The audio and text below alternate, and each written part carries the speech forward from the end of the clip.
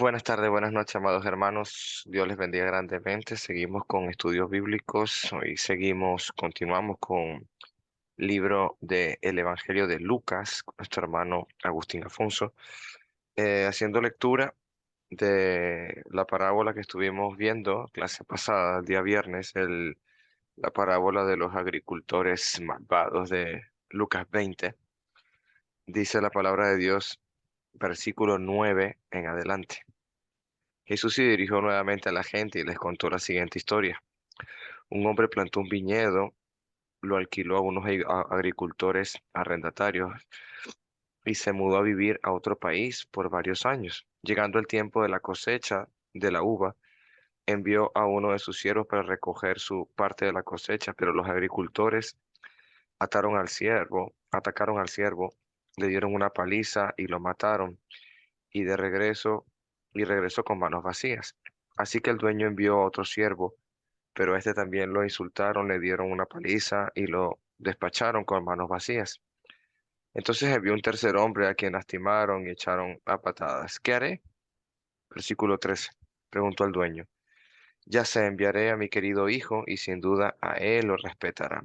Sin embargo, cuando los agricultores vieron al hijo, se dijeron unos a otros, aquí viene el heredero de esta propiedad, matémoslos y nos quedaremos con la propiedad. Entonces arrastraron fuera del viñedo y lo asesinaron. ¿Qué creen ustedes que hará con ellos el dueño del viñedo? Preguntó Jesús.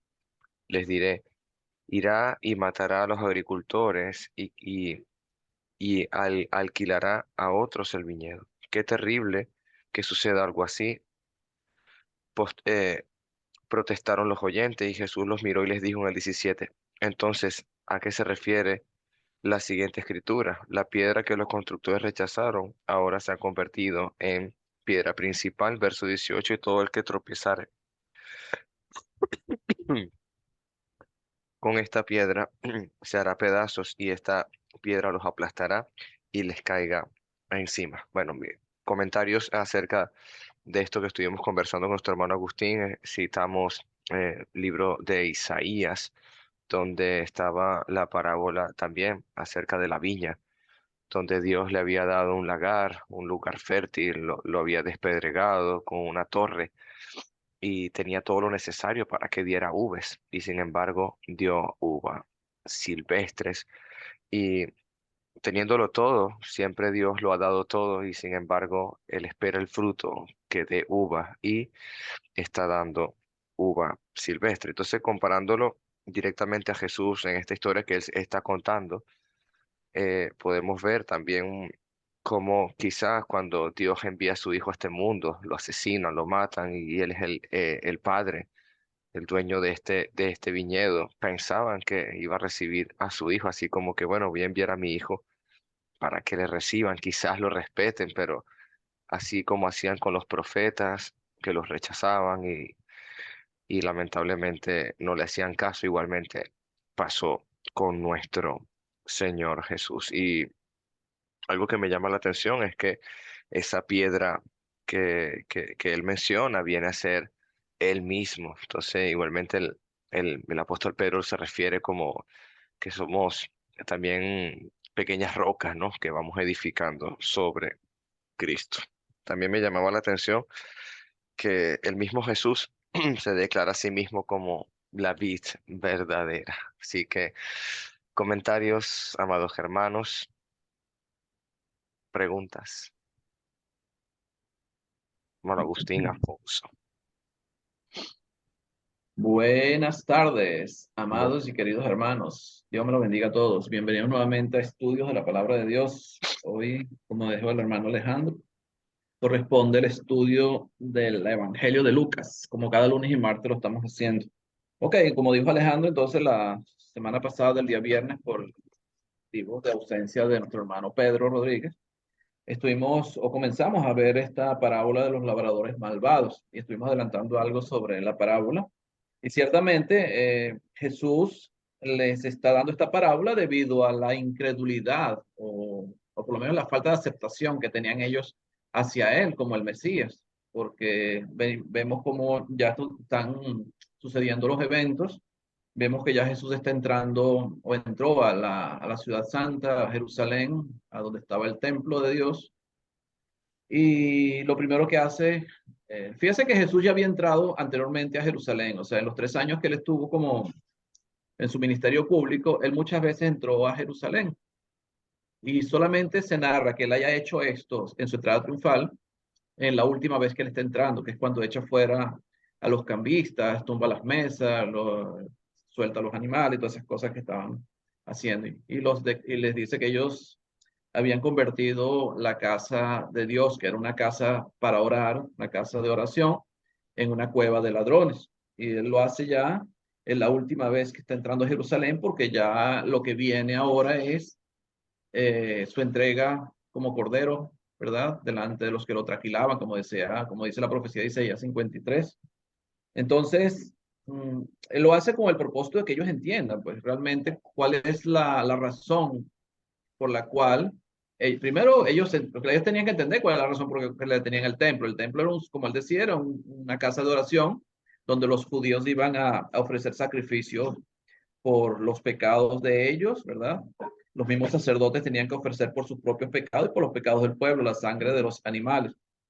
Y ellos tenían que entender que es una casa santa y que el propósito que ellos tenían que tener en su corazón no era material, porque el problema que ellos estaban haciendo o estaban pensando o estaban convirtiendo eso en algo material, o sea, ellos no estaban pensando en un reino espiritual, ellos no estaban pensando en su espiritualidad eterna, sino que estaban pensando en lo material en el momento. Entonces, solamente se preocupaban por lo que era pasajero, que era este mundo. Este mundo es pasajero, ¿verdad?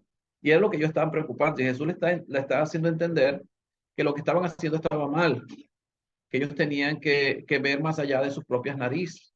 Y por eso les critica cuando ellos mismos no comprenden la ley, aquí en la parábola de los labradores. O sea, ellos ni siquiera habían comprendido, perdón, las escrituras. Cuando le dice, ustedes ni siquiera han entendido esto que dicen las escrituras, sino que se dedicaban más bien a cuidar su reputación y su vida en el mundo. No estaban preocupados, o por lo menos no se veía la preocupación que ellos pudieran tener en cuanto a su vida espiritual o a su eternidad. Para ellos el reino, aparentemente, ellos a lo mejor ni siquiera pensaban en la muerte, para ellos el reino era un reino que se iba a establecer en el mundo, en la tierra, ¿verdad? Cuando viniera el Mesías, que iba a venir a libertar a Israel de la esclavitud, así como siempre sucedió durante toda la vida del pueblo de Israel. Siempre había alguien que se levantaba, o Dios levantaba a alguien que libertara a los israelitas o al pueblo de Judá de lo que era el sometimiento que tenían algunos pueblos paganos por el hecho de que pecaban contra Dios y Dios dejaba que los pueblos paganos los esclavizaran, vamos a decirlo así. Entonces vemos ya Jesús hablando con los judíos, ¿verdad? Sobre todo con los líderes judíos. Él tenía una gran multitud de personas que lo estaban siguiendo.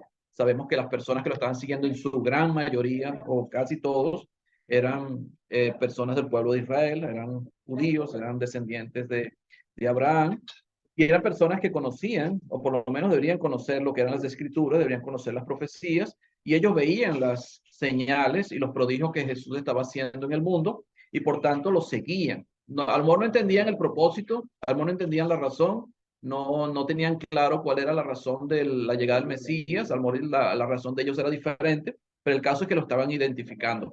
Pero los líderes religiosos, como eran el caso de los ancianos, los principales sacerdotes, los escribas y los fariseos, ¿verdad? Eran los que estaban rechazando más bien la autoridad de Jesús, o por lo menos estaban tratando de desprestigiarlo para que la población misma dejara de confiar en él y dejara de seguirlo, porque ellos no querían perder su autoridad o perder su prestigio ante el pueblo. Y era el problema que ellos tenían, que estaban quedando mal ante el pueblo con las enseñanzas que Jesús les estaba dando. Entonces, cuando ellos hablan sobre con qué autoridad estás haciendo esto en el capítulo 20, o sea, con qué autoridad tú haces eso, sé quién eres tú para hacer todo esto. O sea, primero para quitarle autoridad a ellos, o quitarle privilegios, o quitarle lo que era la primer lugar que tenían ellos en el pueblo como maestros de la ley, con qué autoridad sea todo esto. Y entonces Jesús simplemente, sabiendo que Ellos las preguntas no las hacían simplemente por saber, sino que sabían su mala intención. Jesús no le responde la pregunta, sino que le responde con otra pregunta, y es con qué autoridad haces, con qué el bautismo de Juan era del cielo o de la tierra.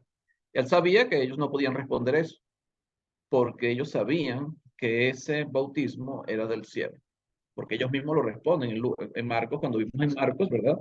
En el capítulo 11, ellos mismos se preguntan a sí mismos, y si decimos de los hombres, o sea, como vamos a decir esto, a ver si con esto salvamos nuestra parte. Pero temían al pueblo porque el pueblo tenía a Juan por profeta, y temían ser apedreados por el pueblo, por el hecho de blasfemar. La blasfemia era castigada con la muerte. Y era lo que buscaban que Jesús hiciera, porque el hecho de que ellos le preguntaran esto era para que Jesús dijera algo que hiciera que ellos lo acusaran de blasfemia y tener la excusa perfecta para poder acusarlo.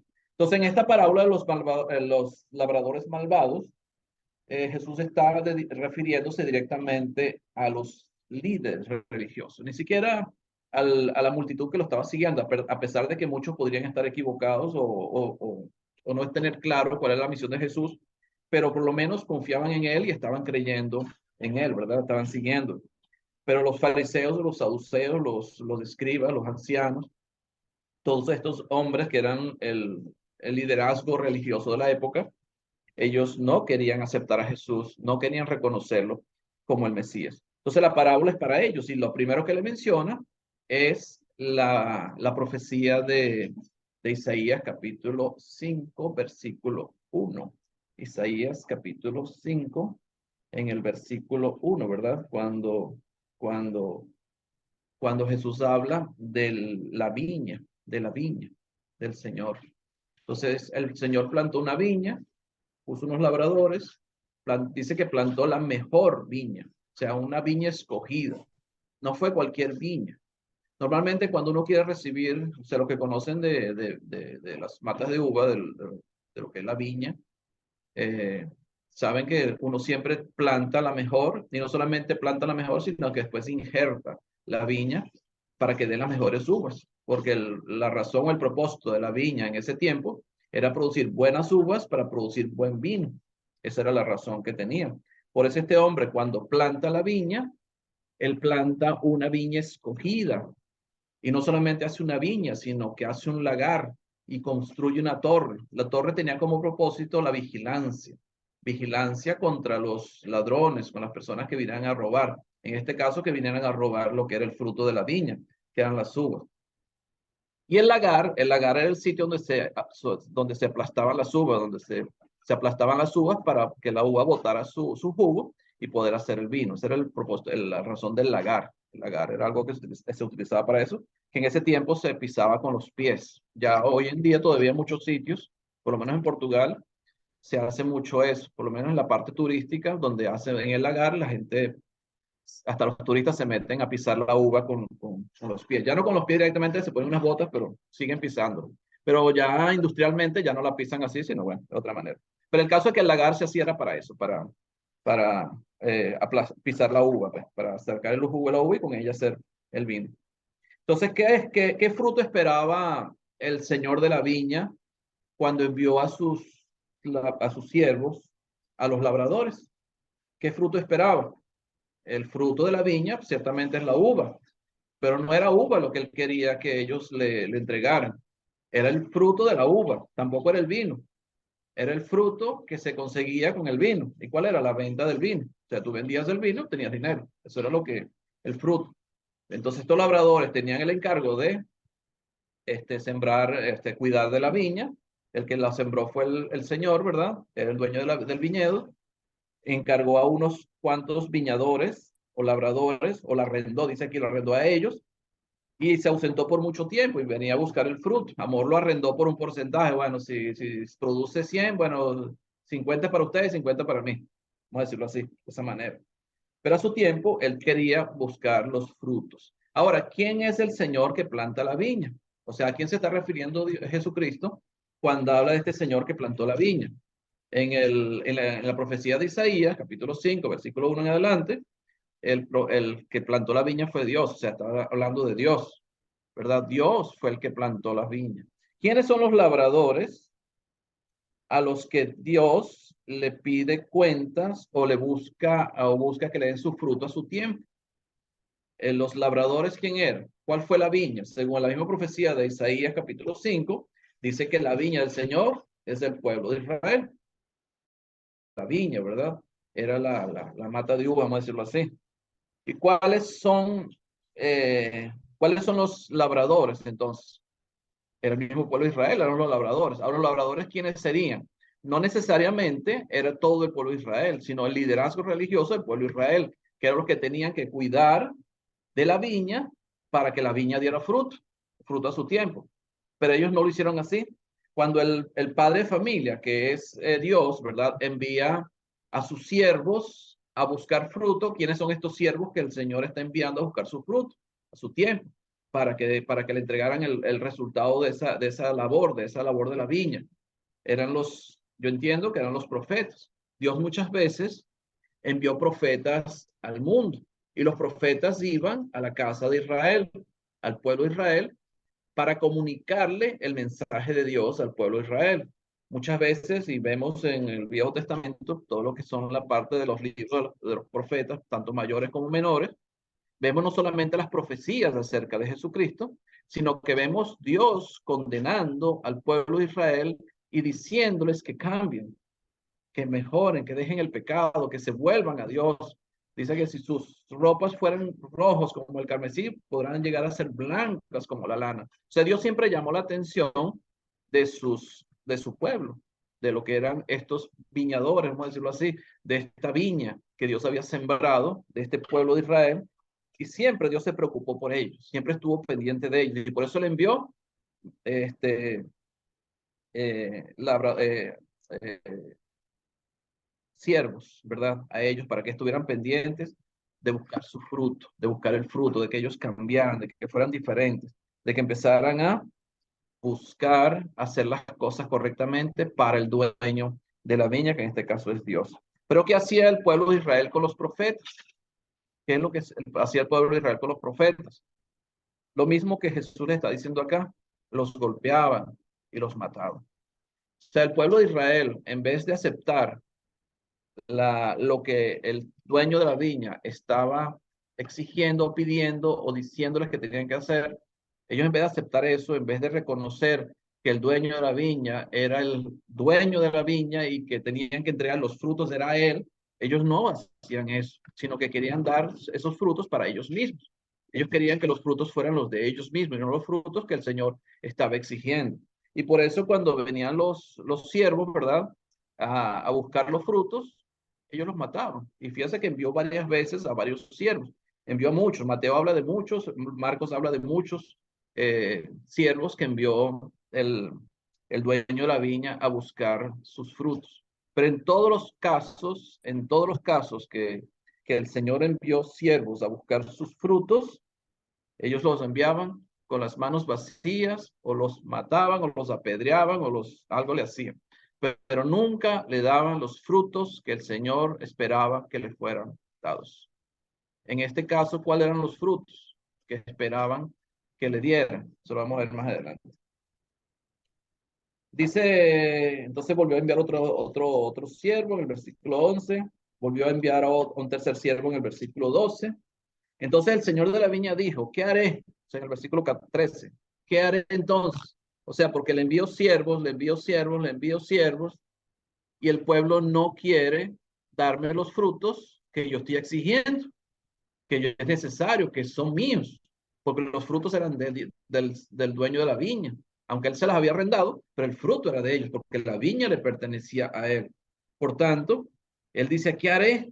¿Qué haré entonces? O sea, ya Dios no hallaba qué hacer, vamos a decirlo así, como según la parábola.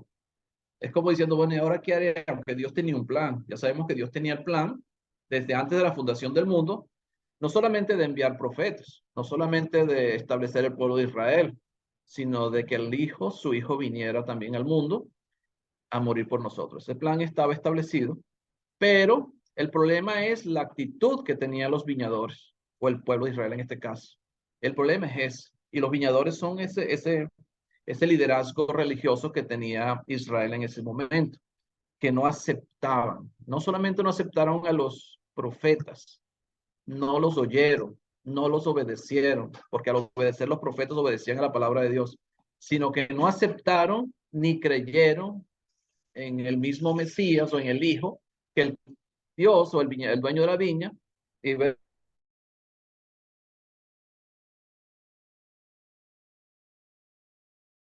Dios tiene el plan. Bueno, voy a enviar a mi hijo amado. Quizás cuando le vean a él, le tendrán respeto. Quizás cuando le vean a él, le tendrán respeto. Ahora le tuvieron respeto al hijo. Jesucristo nunca, o sea, normalmente él no se identificaba como el Mesías. Él lo hizo con la mujer samaritana, creo que fue una de las primeras veces que lo hizo, y después cuando lo hicieron conjurar, creo que fue la vez que él se identifica como el Mesías. Cuando el sumo sacerdote lo hace conjurar en el nombre de Dios, que diga si eso no es, y Jesús ahí no podía mentir, no podía negarse a decir la verdad, y fue cuando se identifica y es cuando el sumo sacerdote rasga sus vestidos diciendo, ya escuchaste su blasfemia, es lo que yo esperaba, que él dijera algo que lo pudieran acusar de blasfemia.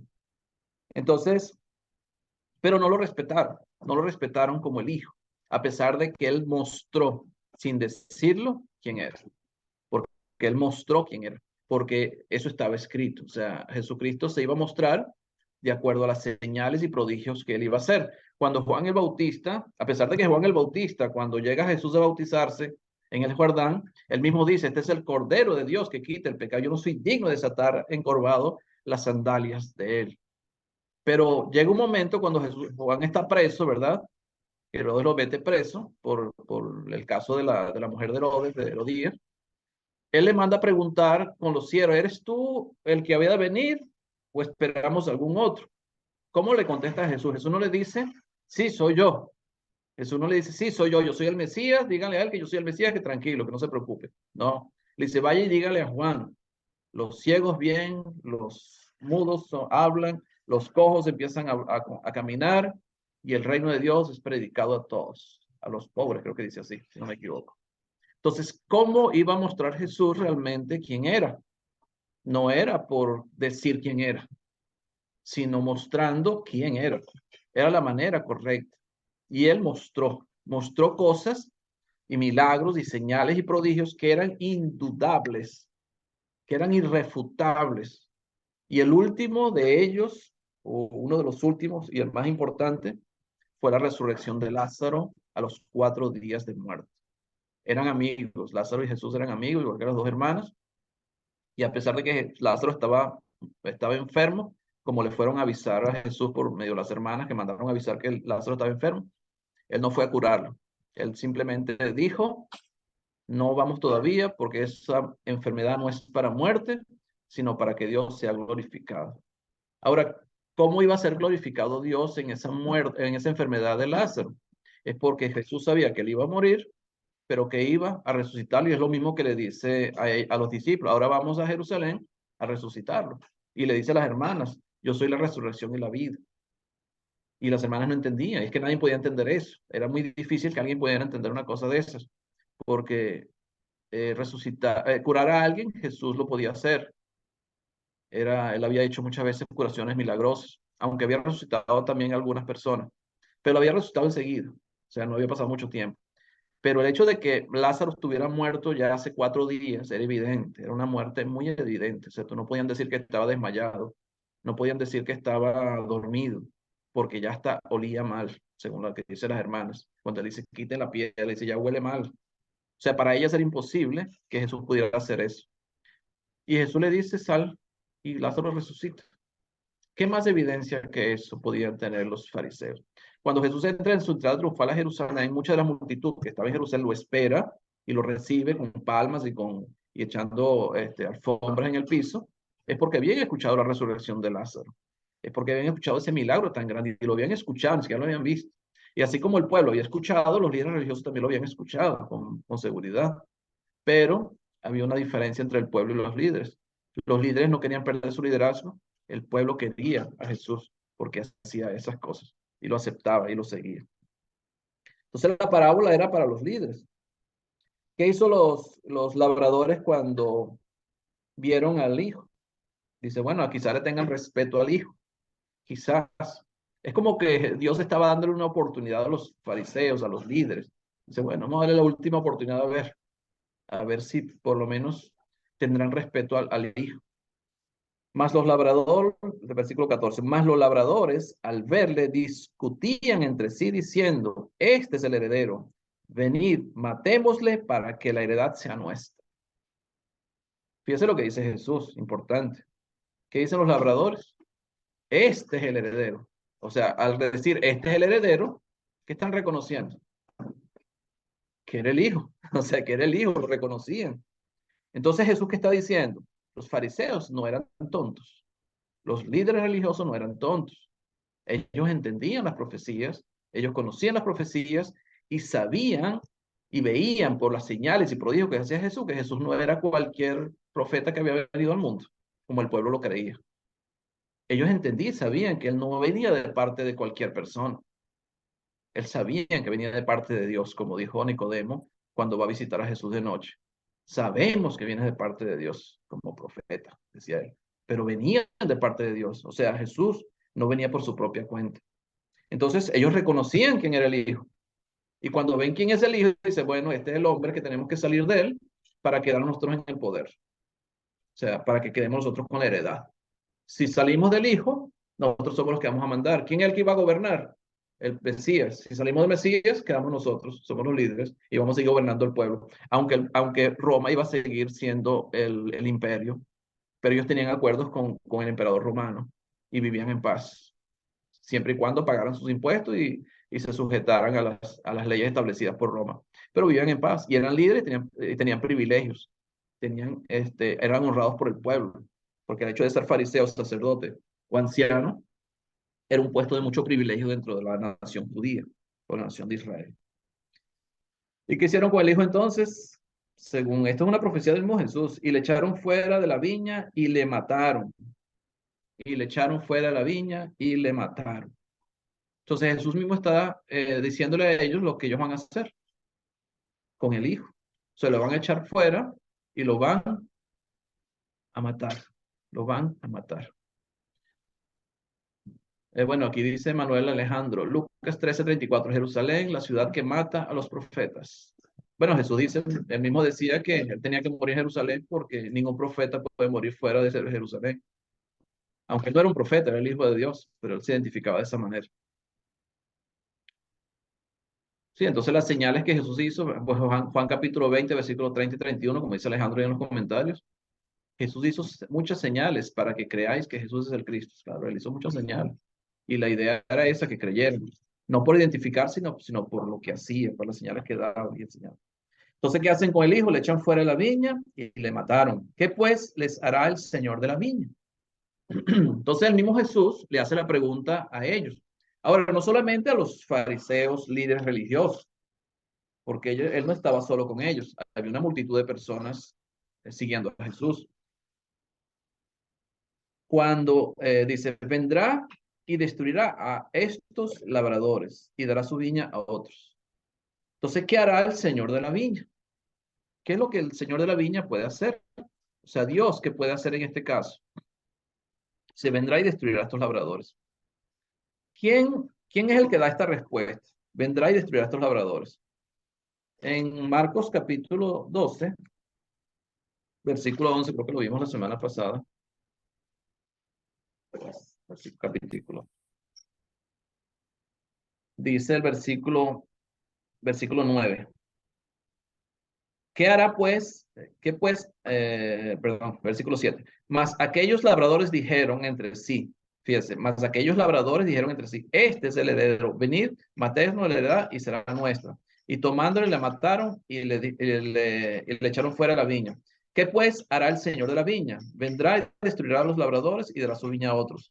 Ah, no, mentira, vamos a buscar en Mateo 21. Mateo 21 la cosa.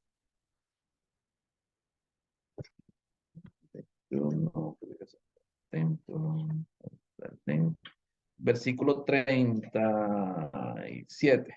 21:37, Mateo. Finalmente les envió su hijo diciendo, tendrá respeto a mi hijo. Mas los labradores, cuando vieron al hijo, dijeron entre sí, este es el heredero, venid, matémosle y apoderemos de su heredad. Y tomándole, le echaron fuera de la viña y le mataron. Cuando venga pues el señor de la viña, ¿qué hará a aquellos labradores? Le dijeron, fíjate, le dijeron, a los malos destruirá sin misericordia y arrendará su viña a otros labradores que le paguen el fruto a su tiempo. Fíjese, le dijeron, aquí no dice quién le dijo.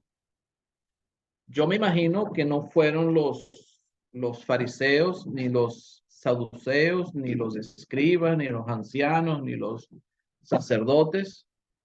Eso tiene que haber sido los que estaban con Jesús, parte de la multitud que estaban con él, porque era fácil de identificar y fácil, la respuesta era muy fácil.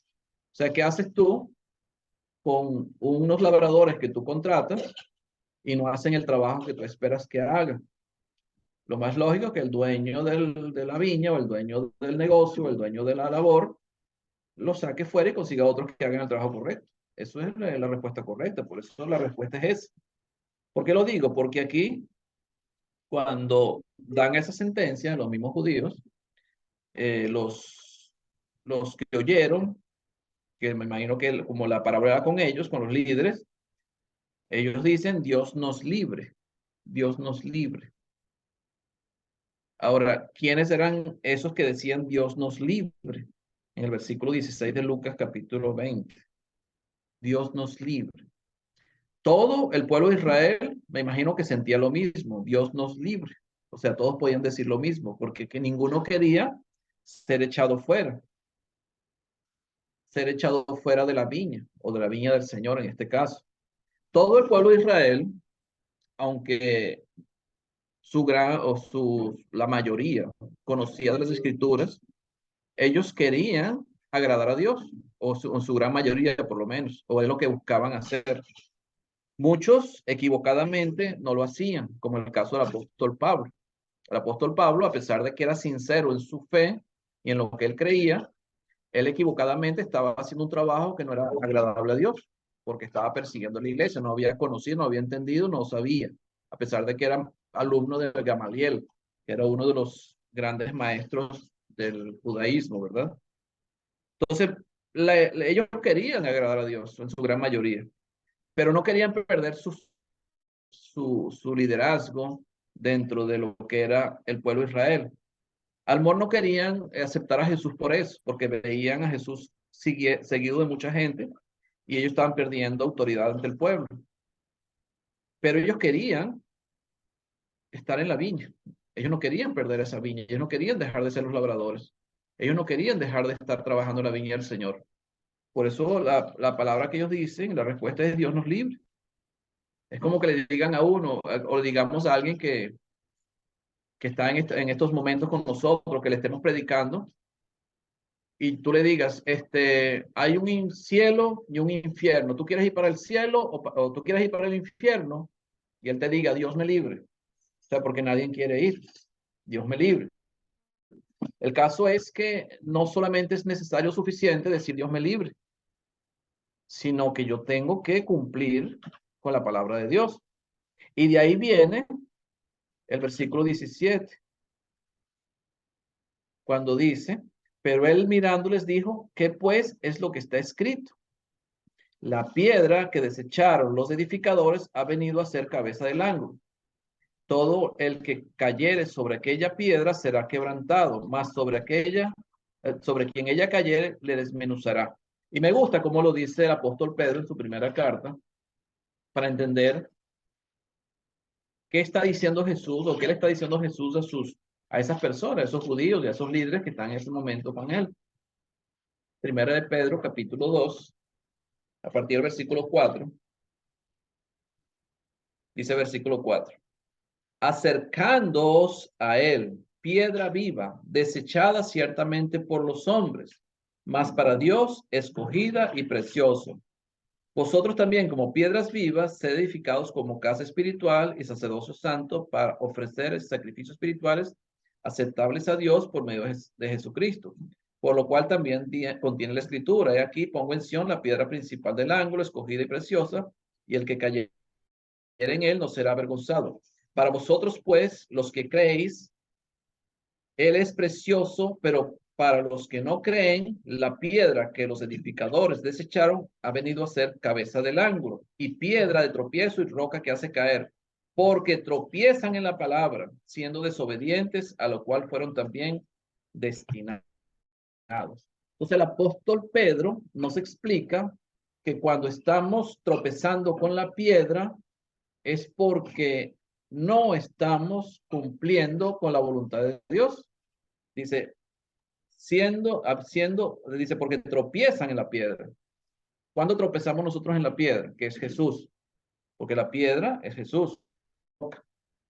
Cuando somos desobedientes, a lo cual también fueron destinados. Fíjate, ¿qué pasaba con el pueblo de Israel? ¿Qué pasaba con los judíos?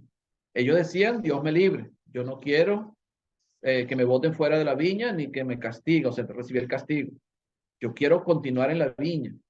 Pero ¿cuál era el problema que ellos tenían? Que no eran obedientes porque no estaban obedeciendo a Dios, según los mismos mandamientos que Dios les había dejado y las mismas profecías que Dios les había enseñado por medio de los profetas que ellos mismos habían matado. Entonces Jesús está identificando como quién.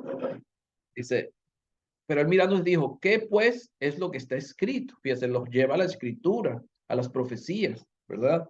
Salmos 118, versículo 22 y 23, creo. Dice, la piedra que desecharon los edificadores ha venido a ser cabeza del ángulo. Entonces, ¿quién es la piedra que desecharon los edificadores? Jesús se está identificando a sí mismo. Pero ellos lo desecharon, pero se convierte en ¿qué? En la piedra fundamental, en la piedra del ángulo, o en la venida a ser cabeza del ángulo, que era la parte que soportaba toda la construcción. Y Jesús lo dice cuando el apóstol Pedro habla en su primera carta, en el capítulo 2. Nosotros como piedras vivas, ¿verdad? Somos edificados. Entonces, Jesús viene siendo la piedra del ángulo, la piedra que sostiene la edificación. O sea, ellos lo desecharon, el pueblo de Israel tenía una viña, pero el que podía soportar esa viña, poder soportar toda esa casa espiritual, era Jesús. Y ellos lo desecharon ¿cuándo? Cuando desobedecieron, cuando no creyeron, cuando lo rechazaron. En ese momento están desechando a Jesús. Todo el que cayere sobre aquella piedra será quebrantado. ¿Qué es caer sobre aquella piedra? ¿Qué es caer sobre la piedra? Porque no es lo mismo caer sobre la piedra que la piedra caiga sobre ti, porque es lo que está diciendo el versículo 18. Dice, todo el que cayere sobre aquella piedra será quebrantado, mas sobre quien ella cayere se le desmenuzará. Entonces no es lo mismo caer sobre la piedra que la piedra caiga sobre ti. Cuando yo caigo sobre la piedra no me aplasta. Pero si la piedra cae sobre mí, me va a aplastar. Voy a ser desmenuzado. Cuando yo caigo sobre la piedra es porque estoy reconociendo quién es Jesús, ¿verdad? Estoy aceptando su voluntad. Estoy siguiendo a Jesús. Estoy sujetando o sometiéndome a la autoridad de Jesús. Pero cuando la piedra cae sobre ti, te va a derribar, te va a destrozar, te va a desmenuzar. ¿Por qué? Porque la piedra va a caer igual, va a caer sobre ti. Y vemos lo que pasó después con el pueblo de Israel, ¿verdad? Después que Jesucristo es crucificado, después en el año 70, cuando el mismo templo y toda la ciudad es destruida, ¿verdad? Por los mismos romanos en ese momento. Y todo eso sucedió, bueno, primero porque estaba escrito y segundo, por la desobediencia del mismo pueblo de Israel. Porque si ellos hubieran obedecido, las cosas no hubieran sido diferentes. Aunque Cristo tenía que pagar por nuestros pecados porque no hay justo ni aún uno. Todos hemos cometido pecado, como dice ya en Romanos. No hay justo ni aún uno. ¿Preguntas o comentarios hasta acá? Agustín, sí, el 19 era el versículo que te estaba diciendo para leerlo, porque fíjate como él mismo dice, los maestros de la ley religiosa y principales sacerdotes querían arrestar a Jesús en ese momento, porque se dieron cuenta de que les contaba la historia en contra de ellos, pues ellos eran los agricultores malvados. Sí, exacto. Aquí en Lucas, él divide esta historia y lo pone junto al caso de pagar impuestos, del tributo. Pero Mateo y Marcos sí colocan la historia junto, de la de los labradores malvados. porque ciertamente, eso es lo que vimos ahora, ciertamente los principales sacerdotes sabían que eso era con ellos, no era con el pueblo, era con los líderes, era con los líderes, y el problema es el liderazgo. El Ujú. liderazgo tiene que tener mucho cuidado, porque el liderazgo puede hacer que todo un pueblo vaya por el camino ancho. Hay que tener mucho cuidado. El liderazgo tiene por eso es que para ser anciano, como dice Tito y Timoteo, no puede ser cualquiera. No puede ser que tiene que cumplir ciertos requisitos, ¿verdad? Y el requisito sobre todo es eso, o sea, no puede ser un neófito. Y con todo y eso, que los ancianos tienen que cumplir requisitos de liderazgo, ¿verdad? Para que puedan gobernar bien la casa de Dios. Cuando Pablo se despedía de los ancianos de Éfeso en Mileto, allá en Hechos, él le dijo que tuvieran cuidado porque de ellos mismos se levantarían hombres que hablarían cosas perversas y arrastrarían tras sí a los discípulos. Entonces, ese es muchas veces el problema. El hecho de ser cristianos no nos garantiza que no nos podamos desviar del camino. Y el liderazgo es el principal responsable de que eso no suceda, de que no nos desviemos del camino. El liderazgo tiene que estar muy, muy claro en cuanto a la doctrina y las enseñanzas del Señor. Estos fariseos tenían clara cuál era la enseñanza del Señor. Ellos sabían, los sacerdotes, los escribas, los ancianos, ellos conocían las escrituras, ellos conocían las profecías, pero el poder se les subió mucho. El problema era el poder. Y en la iglesia a veces puede suceder esas cosas. La autoridad, el poder, el privilegio te puede consumir. Por eso, normalmente cuando, o sea, la Biblia dice que para ser anciano no puede ser uno solo, porque te puedes enseñorear de la iglesia. No debe ser uno solo. Y porque el hombre es así, el hombre es de carne, y al hombre le encanta que lo alaben y que lo tengan en gran estima. Pero Jesús siempre nos enseñó lo contrario. Entonces hay que tener mucho cuidado como líderes, cuando somos líderes o cuando son líderes de la iglesia. Pregunta, hermana Lisbeth, o comentario. Sí, en cuanto a que en esta parábola los labradores representan los líderes religiosos entre el pueblo judío, quería leer Ujú. Isaías, el capítulo 3, o sea, donde especifica que no se refiere como tal al pueblo, sino a los líderes, ¿no? Que dice, por ejemplo, Isaías capítulo 3, 14, dice, Jehová vendrá a juicio contra los ancianos de su pueblo y contra sus príncipes, porque vosotros habéis devorado la viña y el despojo del pobre está en vuestras casas. Y también Jeremías 12:10 dice, muchos pastores han destruido mi viña, hollaron mi heredad, convirtieron en desierto y soledad mi herencia preciosa. Entonces, igual estaba pasando en el antiguo pacto. Estos líderes se aprovechaban de las viudas. eh, Recordemos que las viudas en aquel entonces eran representadas cuando quedaban sin esposo, por sus parientes, pero a veces, o sus hijos, pero estos a veces no cuidaban de ellas, entonces estaban muy vulnerables y estos líderes se aprovechan de ellas. Y no solamente, sino también en el tiempo de Jesús. Entonces, para los líderes religiosos, el mantener el poder delante, como lo relata también los otros evangelios, que le cerraban la puerta del reino de los cielos al pueblo de Israel. Entonces ellos querían eso, ¿no? Singular. Y por eso ellos entienden que la parábola va directa a ellos y por eso dice Dios nos libre, ¿no? Y entonces Jesús hace una explicación ya más para el pueblo, cuando le habla de la piedra angular, como usted bien lo dijo, una piedra angular delimita, ¿no? Se pone en la esquina para delimitar y sostener toda la estructura, ¿no? Es la piedra clave, la esencial. Y me gustó mucho cuando usted dice, pero también lo estuve buscando, ¿no? Porque una cosa es que cayere uno sobre ella y otra es que la piedra cae sobre la persona y los desmenuza, ¿no? Porque cuando nosotros caemos ante los pies de Cristo, entonces es quebrantado nuestro orgullo, ¿sí? Ya sabemos que no vivo yo, sino vive Cristo en mí, pero muy distinto es que cuando no aceptamos la palabra de Dios, porque su palabra nos juzga. Entonces, bien bella esta parábola, porque nosotros como viña sabemos que la palabra de Dios es viva y eficaz, no solamente se está refiriendo al pueblo de Israel, sino nosotros también como viñas. No podemos caer en el mismo papel de los escribas, los fariseos, porque ¿quién eran ellos? Los escribas era que copiaban la ley, ¿no? La recitaban.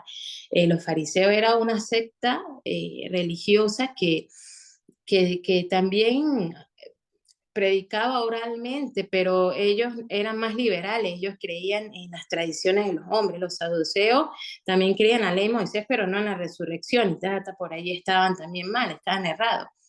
Pero estaba leyendo un artículo muy interesante que es extraído del Talmud. Sabemos que el Talmud no es palabra de Dios, pero como hay otras cosas que escriben, ¿no? La historia y relata cosas que pasaron, ¿no? Y bueno, también Jesús habla como de los ayes contra los fariseos, ¿no? Y era que había más o menos 7 tipos de fariseos, ¿no? Había uno que se le dice el fariseo de hombro. Entonces era aquel que miraba sobre el hombro y mandaba al pueblo a hacer ciertos mandamientos, eran rigurosos, pero sabemos que ellos ni con un dedito querían cargar, ¿no? Ponían cargas pesadas sobre el pueblo, pero ellos ni siquiera querían, ¿no? Otro era el contador, porque ellos decían, por ejemplo, hice 10 obras buenas y 5 malas, entonces, no, ya las buenas anulan las malas, ¿no? Entonces estaban todo el tiempo como contando. Y otro que me pareció de verdad muy chistoso era aquel fariseo que andaba con la cabeza baja porque ellos no querían como mirar, ¿no? Por ejemplo, a una mujer, porque ellos podían pecar. Entonces, así ellos se tropezaran, se cayeran y se dieran contra la pared, ellos no miraban, porque ellos eran así, pues. Y bueno, y otros más, ¿no? Otros allí, pero para no hacerlo largo, eran así, ¿no? Pero sabemos que dejaban a un lado, ¿no? Y no había el corazón, ¿no? Siempre era para ser vistos. Otros se amarraban en la punta de sus ¿cómo se llama? Túnicas, las filacterias, no sé cómo es que se dice. Ellos se amarraban ahí las oraciones, entonces trataban de que las oraciones fueran largas para que el pueblo viera, oh, ellos están orando mucho, y todo eso, todo era para que fuese visto. Y sabemos que Dios no le gusta eso, pues que sepa nuestra mano derecha lo que hace la izquierda. Entonces, yo reflexionando, no es solo que nosotros, ¿verdad? Que debe ser así, que nos congreguemos los domingos y que estemos puntuales y tengamos buena actitud el día de domingo, sino que realmente vivamos nuestro cristianismo, ¿no? De que si decimos ser cristianos ayudemos al prójimo, seamos hospedadores, perdonando, teniendo siempre no solamente las obras, ¿no? Que Dios preparó de antemano, sino nuestros pensamientos, nuestras actitudes que tenemos. Eh, a veces pensamos que ser cristiano es algo mental, ¿no? Como que leo la palabra, la entiendo y me siento bien y ya. No es algo que va por obras, ¿no? También, ¿no? No para que nadie se gloríe, pero sí debemos dar frutos, ¿no? Porque la viña da frutos, buenos frutos. Entonces nosotros debemos dar buenos frutos porque Dios los preparó de antemano. Porque si no, porque si Cristo vive en mí, pues se tiene que notar de alguna manera, ¿no? Y eso son dando buenos frutos. Gracias. Gracias, Lisbeth. La hermana Tiziana quería decir algo también, creo que tenía, pero se fue. Ah, no, aquí está, Tiziana. ¿Tiene algo que preguntar o comentar? No, muchas gracias. Ya Lisbeth me lo respondió. Muchas Ah, gracias. gracias, Lisbeth, te respondiste. La hermana Alex. Sí, muy buenas tardes, mis amados hermanos. Nosotros llevamos en esta congregación donde yo me encuentro actualmente en Panamá un año estudiando sobre el ancianado y sobre ese gran ministerio. Y viendo esta parábola, como ayer hablaba, decía, el predicador decía, después de todo esto que hemos estudiado, qué es lo que impide que hayan ancianos en nuestras congregaciones? Y cada quien, pues, desde su punto de vista planteó la situación y terminó diciendo el predicador que una de las razones por la que no hay ancianos en la mayoría de las congregaciones, sobre todo en Sudamérica, es por el fracaso, por ese miedo a que no puedan servir realmente como no puedan servir ya dentro del ministerio, no puedan dar la talla, pues que pide el Señor con respecto a lo que debe, cuál es la responsabilidad de sus ancianos. Entonces, y sobre todo, encontrándonos con esta parábola, pues puede crearle mucho temor a un gran grupo de hermanos que tal vez tengan el anhelo y pueden estar cumpliendo con todos los requisitos que establece la palabra de Dios, ¿verdad? Pero le tienen temor a eso, pues, a temor a justamente que no, lo que está diciendo aquí la palabra, pues, que esa piedra angular pueda hacerlo añicos por asumir una responsabilidad que después venga la falla. Pero hablaba el predicador que también dentro del liderazgo van a suceder situaciones en que también el Señor da la salida, pues, aún sin que sea esa la situación, sin que venga la destrucción de un liderazgo en una congregación. Bueno, a raíz de todo esto, me pareció bastante interesante porque justamente la gran mayoría de las congregaciones de 30, 40 años no tienen ancianos. Y vemos que la palabra de Dios, vemos a Pablo en 2, 3 años reafirmando las congregaciones en la iglesia del primer siglo y estableciendo ancianos.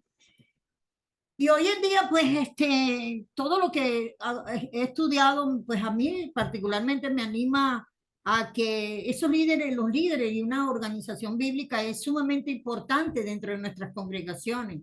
Es sumamente importante. Y tampoco considero que cuando una congregación se forma, tiene que haber ese ánimo justamente de que se organice bíblicamente. Así que, bueno, mira, mi opinión y mi ánimo en este momento, pues, es justamente es trabajar para que eso lo tenemos que hacer todo. La hermana Lisbeth tiene unos niños bastante pequeños y desde ya, pues, ella podría estar animando a sus hijos, ¿verdad? Como estamos haciendo nosotros en las escuelas de niños, a que vayan teniendo una visión de que es un ministerio, que es un liderazgo y que es una iglesia bíblica.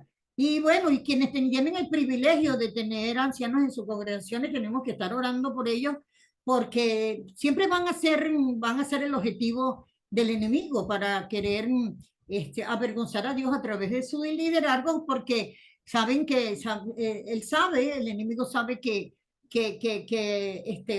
tocar al líder va a tocar al pueblo santo completo.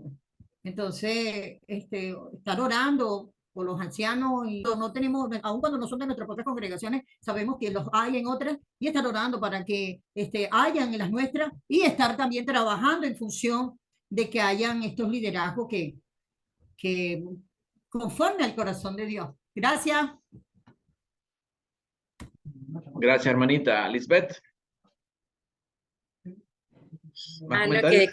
que sí, quería comentar que que es importante que nosotros como congregación oremos por los evangelistas, por los ancianos y por su familia, porque cuando hace un par de meses en la congregación estábamos estudiando de Apocalipsis, ¿no?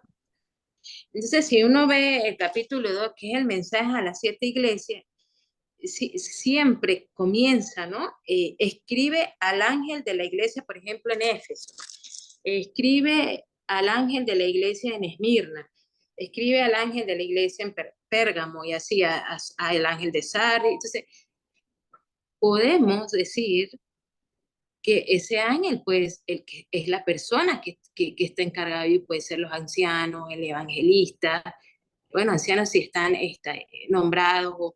Entonces, me parece bastante noble que le digan ángel. O sea, ellos van a rendir cuenta, tanto por ellos, por su familia, pero también por la congregación. Entonces, es también no ponerle, si hay 90 miembros, los 90 ojos, pero para ver en qué cae, no, sino yo, al contrario, vamos a orar, vamos a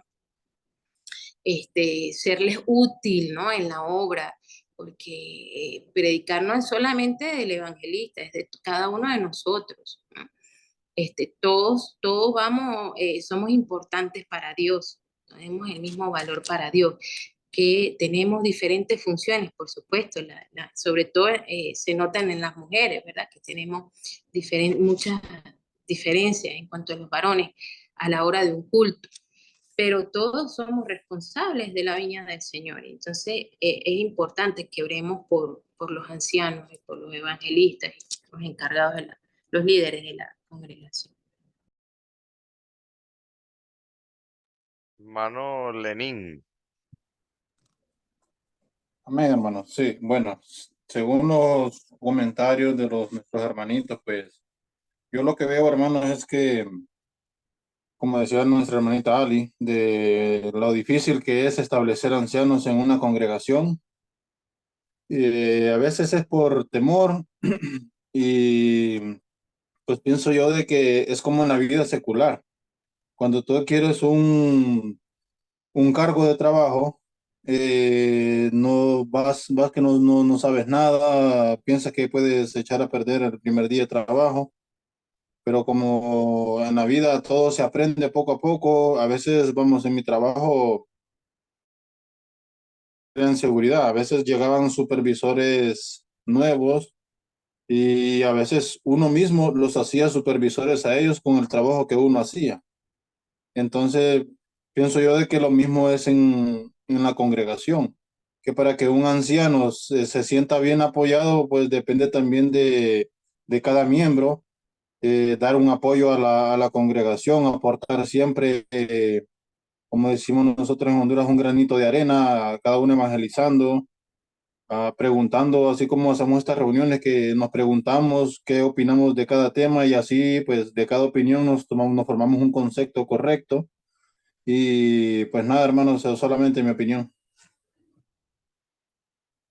Gracias, hermanito. ¿Alguien más? ¿Algo más que añadir, Agustín? No, creo que podemos continuar mañana entonces con la trampa que tratan de colocarle ahora a Jesús después de esto. Amén, hermanito.